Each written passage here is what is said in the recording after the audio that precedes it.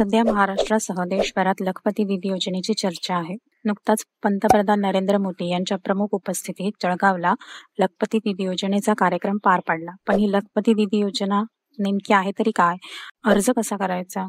कुठे पाठवायचा?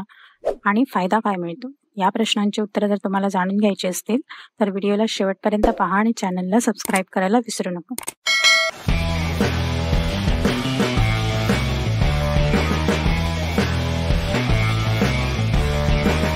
उद्योग क्षेत्रात महिलांचा सहभाग वाढवण्यासाठी ही योजना आणण्यात आली आहे. महिलांना स्वतःचा उद्योग उभा करण्यासाठी 1 लाख रुपयांपासून 5 लाख रुपयापर्यंतचे बिनव्याजी कर्ज या योजनेच्या माध्यमातून देण्यात येणार आहे. एकूण 3 कोटी महिलांना या योजनेच्या माध्यमातून जोडण्याचा केंद्र सरकारचा उद्देश आहे. तर या व्हिडिओमध्ये आपण पुढील पॉईंट डिस्कस करणार आहोत. तर पहिल्यांदा आपण या योजनेचे उद्दिष्ट काय आहे ते पाहूया.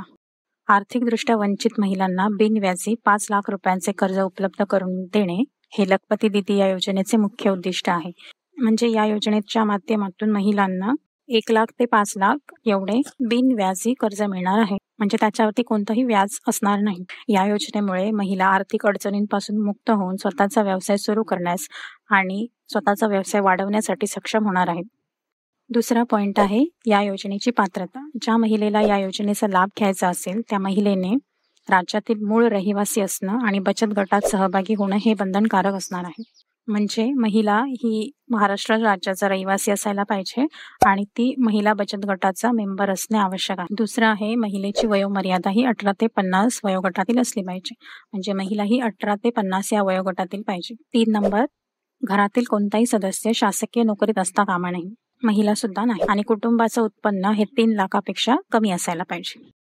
त्याच्यानंतर तिसरा पॉइंट आहे लागणारी कागदपत्रे. या योजनेत सहभागी होण्यासाठी तुमच्याकडे आधार कार्ड, पॅन कार्ड, उत्पन्नाचा दाखला, bank passbook, passport size photo, mobile number हे डॉक्युमेंट्स असणे आवश्यक आहे. चौथा पॉइंट आहे अर्ज कसा करायचा. या योजनेसाठी अर्ज करण्यासाठी महिलेला तिच्या व्यवसायाचा आराखडा बनवावा लागेल आणि तो आराखडा तयार झाल्यानंतर बचत गट व्यवसायाचा अर्ज आणि आराखडा सरकारकडे पाठवेल. सरकारकडून अर्जाची छाननी करण्यात येईल आणि जर अर्ज स्वीकारला गेल्यास तुम्हाला कळवण्यात येईल आणि त्यानंतर तुम्ही या योजनेचा लाभ घेऊ शकता. तुम्हाला जर काही प्रश्न असतील तर तुम्ही कमेंट करून विचारू शकता. व्हिडिओ आवडल्यास लाईक करा, शेअर करा जेणेकरून ही माहिती इतरांपर्यंत पोहोचेल आणि चॅनलला सबस्क्राईब करायला विसरू नका.